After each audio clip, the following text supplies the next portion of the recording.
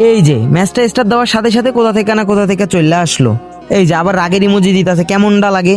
এখন যদি গেম থেকে ব্যাক না দেই তাহলে তো আমাকে মেরেই ফেলবে। হ্যালো হ্যালো জান, কেমন আছো? তুই আর আমার সাথে আজকের পর থেকে কথা বলবি না। আমি আবার কি করলাম? হ্যাঁ, আর রেগে আছো কেন তুমি? তোরে কতদিন ধরে বলছি চল আমরা বিয়ে করি, কিন্তু আমার একটা কথাও শুনিস না। আরে জান, রাগ করে না, আগে এটা বলো রেগে আছো কেন? রেগে থাকবো না তো কি করব?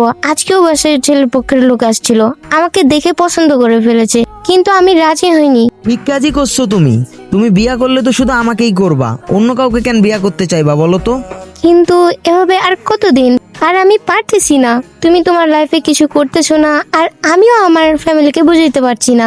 দেখো, আমি তো চেষ্টা করতেছি, সবার মতো অনলাইনে কিছু একটা করার চেষ্টা করতেছি এখনো, কিন্তু এখনো সফলতা পাইনি আমি।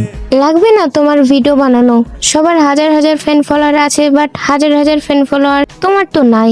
তুমি অনলাইন থেকে কিছুই করতে পারবে না। আর অল্প কয়েকটা দিন আমাকে সময় দাও, আমি আরেকটু চেষ্টা করি, দেখি এইসব ভিডিও বানায় কিছু করতে পারি কিনা। আর যদি কিছু করতে না পারি তাহলে অনলাইন জগতই ছেড়ে দিব একবারে। দেখো রনক, আমি তোমাকে ভালোবাসি, তোমাকে হারাতে চাই না, তাই বলতেছি সব বাদ দিয়ে নিজের লাইফে ফোকাস করো।